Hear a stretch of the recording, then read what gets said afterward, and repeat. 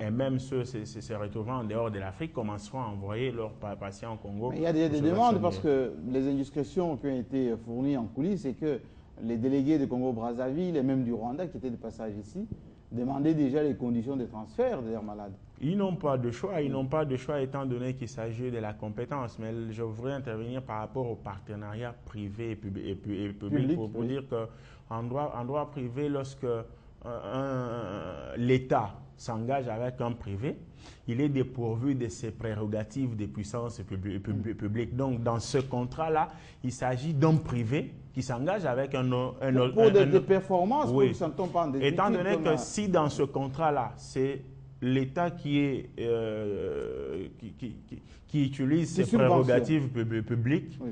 Cela met en tremblance l'autre partenaire qui est privé dans la mesure où il se dit l'État à tout moment où il aura tort, il va prendre de la préséance ou de la transcendance pour nuire à ce que je suis en train de faire. Donc là, je me dis, c'est bien raisonné dans la mesure où ce qui prime dans un cas ou dans un autre, c'est l'intérêt du souverain primaire. Est-ce que cette décision, il faut quand même se rappeler, principal Joseph Kébé n'était pas fait dans le sens de préserver l'outil qui a quand même connu un grand investissement.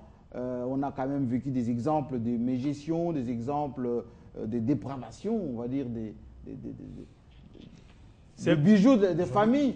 Alors que ce groupe indien, qui a plus de autant d'hôpitaux, avec l'expérience, l'approvisionnement, ça peut permettre d'abord de garantir un bon fonctionnement à cet hôpital, avec un coût assez bas. 25 $, c'est effectivement dans ce sens-là, parce que par rapport à 25 000 francs congolais, moi je me dis, dans tous les pays, il y a toujours les gains grands, les gains petits. Parce que même si à l'hôpital du cinquantenaire, là, on fixe les frais de consultation à 5 000 francs, oui. À 3 000 francs, rassurez-vous, qu'il y en aura toujours qui en auront, il y en aura toujours qui n'en auront pas. Donc, je félicite déjà qu'on ait réduit jusqu'à 25 000 francs, étant donné que je me dis le Congolais moyen est capable de se faire consulter dans cette...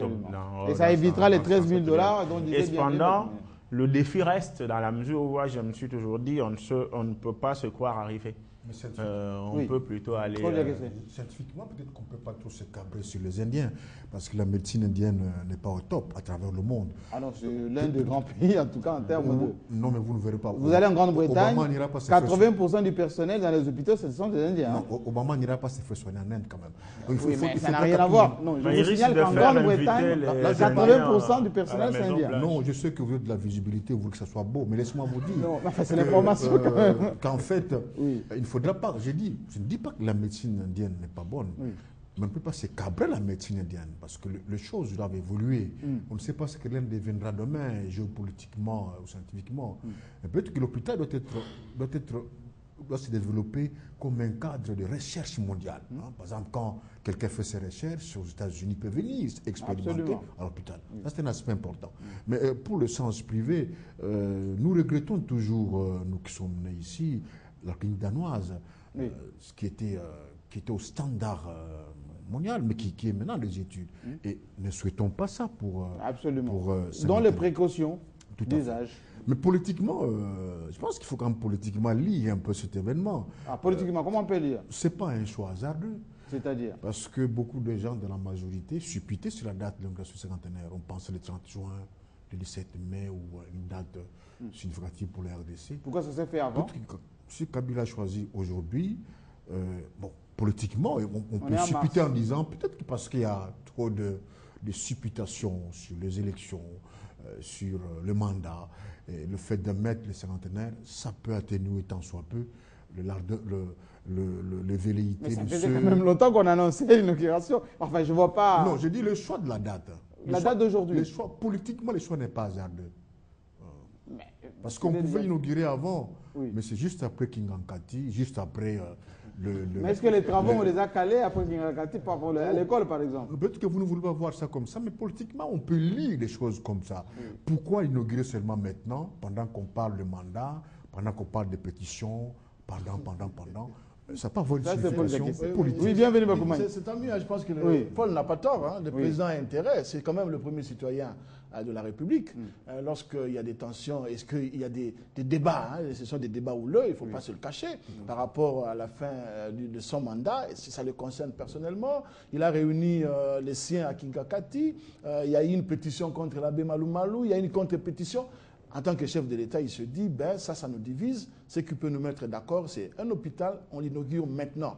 Et vous vous rendez compte, même autour de cette table, il y a une unanimité qu'on n'a jamais réalisée. Et puis il a fait un bain de foule quand même dans la ville. Oui, ben, et tout le monde est sorti. Tout à fait normal. Il a posé un acte de portée sociale. Ça touche directement. Voilà ce que nous attendons de nos politiciens.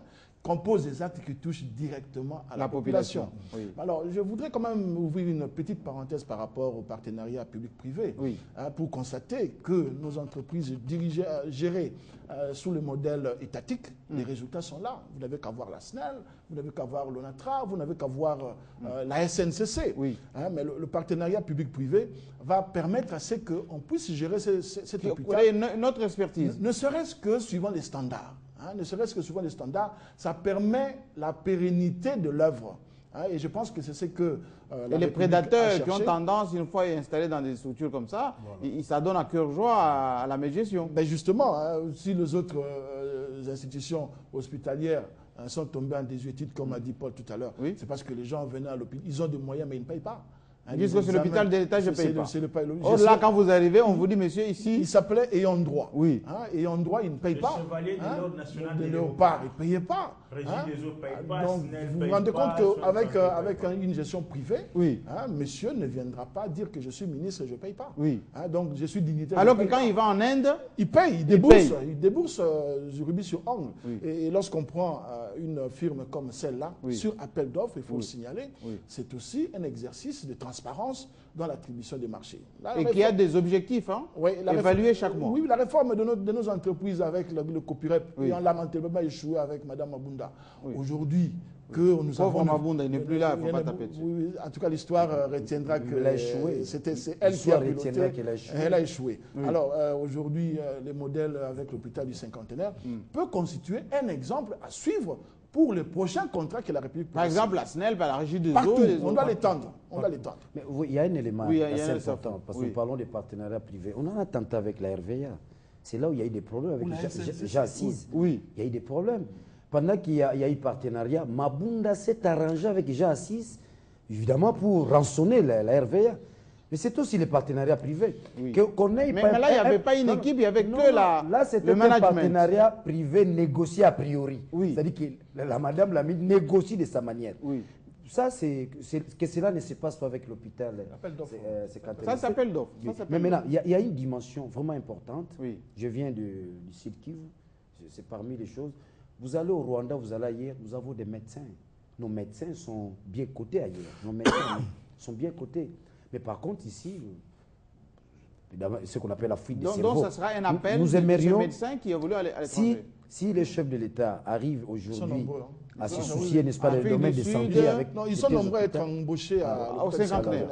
Qu'on réhabilite d'autres hôpitaux avec un salaire décent, on peut encore récupérer les cerveaux qui sont à l'étranger, ils peuvent revenir encore ici au pays. Comme celui qui a l'énervé, oui, on peut récupérer. Vous allez, le Rwanda, quand vous avez les meilleurs médecins au Rwanda sont nos médecins. Comme a dit les gouverneurs, c'est ça. On pourrait bien s'organiser. Évidemment, vous nous faites la guerre, nos médecins peuvent aussi administrer des médicaments qui peuvent facilement... ça c'est contre... Non, c'était juste ça. C'est pour dire que... Ça c'est contre... Non, je sais que c'est contre. C'est pour dire qu'il y a... La déontologie. Oui, c'est contre la déontologie. Il y a moyen qu'on récupère encore des cerveaux qui sont ailleurs, qui reviennent ici. Il veut faire la guerre. Non, je ne dis pas la guerre. Je suis pour l'intégration régionale. Avec ce que je viens de voir au site Kivu, je me dis, Rwanda, RDC, nous sommes obligés de vivre ensemble. C'est une obligation. Ah oui. C'est vraiment une obligation. Parce que avec ces ponts sur la route, nous sommes les mêmes, nous sommes les mêmes. Oui. Qu'on ne nous trompe pas, nous ici à Kinshasa, on se fait d'illusions. Mais moi, je crois que l'intégration régionale, c'est une obligation. Qu'on le veuille. D'ailleurs, le peuple a déjà vu l'intégration régionale. Oui. C'est nous, ce sont les politiques. Et chaque jour, il y a des mélanges. C'est les décideurs qui traînent encore. Mais sinon, les Rwandais, les Congolais, nous sommes, les Burundais, on est là. Ce que mon ami Daniel Safou vient de dire est à positiver. Il ne veut pas dire que nos médecins qui travaillent là peuvent tuer les Rwandais. Il parle de ce qu'on appelle en diplomatie l'infiltration. C'est juste ça.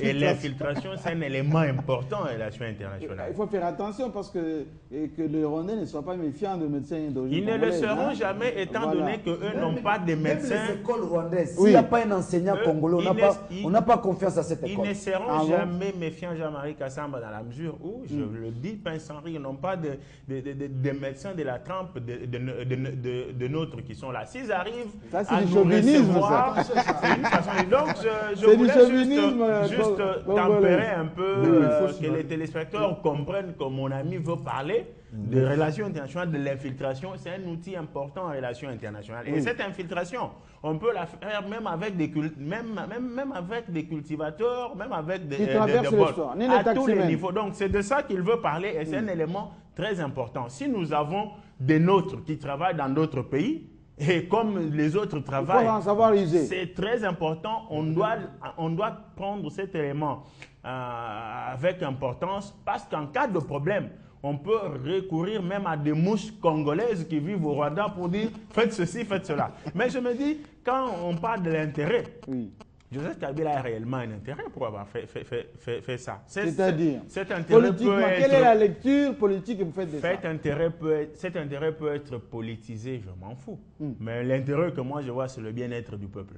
Parce que s'il peut l'avoir fait parce que Kingakati, parce que ceci a divisé. Mais le Congolais qui ira se faire soigner dans cet hôpital ne verra pas cet intérêt. Donc lui, son problème, c'est l'intérêt du souverain primaire et jusqu'à réduire, à standardiser ou à adapter les frais de consultation à un Congolais, je ne dirais pas le plus bas, mais un moyen.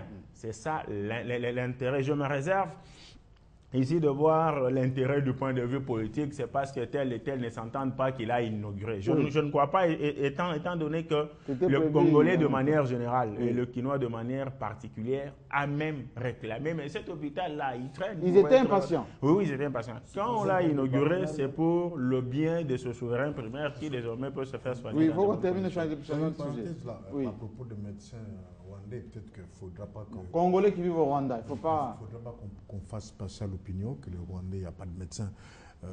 Les médecins rwandais ont été formés autant que nous, sauf qu'après les génocides, tous les médecins Hutus ne travaillent plus au Rwanda. Ah, les Hutus ne travaillent plus. Oui, le cas de celui qui venait d'arrêter en France. Donc, fermons la parenthèse. Il faut dire à notre, quand nous disons politiquement, lisons cette inauguration, ça ne signifie pas qu'on n'est pas pour l'inauguration de l'hôpital. Il faut savoir décoder les analyses et décrypter. Donc même vous dites non, c'est calculé. Mais comment Ça c'est une évidence. C'est un homme politique. Calculé pour le bien du peuple. Mais nous ne disons pas que ce n'est pas un truc d'intérêt général. Nous ne disons pas que ça ne vaut pas la peine. Mais politiquement. On a vu beaucoup d'opposants à l'inauguration. Oui, ça leur profite. Mais comment? Mais celui qui sera soigné là-bas, c'est pas seulement les opposants. C'est tout l'inauguration. Vous savez, moi j'ai toujours été pour des édifices comme ça, quel que soit le pouvoir. Lorsque Houphouët-Boigny construisait la basilique à Yamoussoukro, Babo était contre tout le monde. Mais Babo était prêt, il voulait vite terminer. C'est lui d'ailleurs qui a donné une tournure à la cathédrale de Yamoussoukro. Lorsque le pharaon construisait les pyramides de l'Antiquité, mais c'était pas facile. Le peuple n'était pas d'accord. Aujourd'hui, c'est la beauté.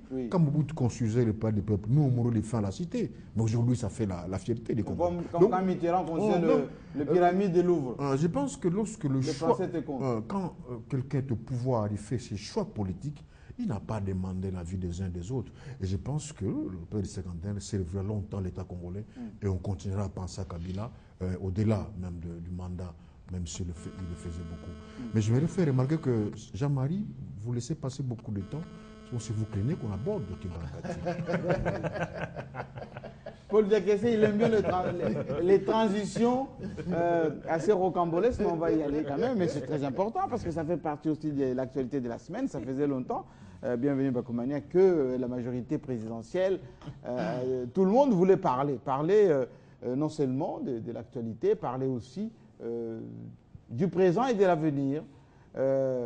Et c'est cette semaine, ils sont retrouvés à Kingakati jeudi, sous l'attente plein à craquer. Et il y avait là des ambassadeurs, des gouverneurs, des gestionnaires, de militants. Et finalement, les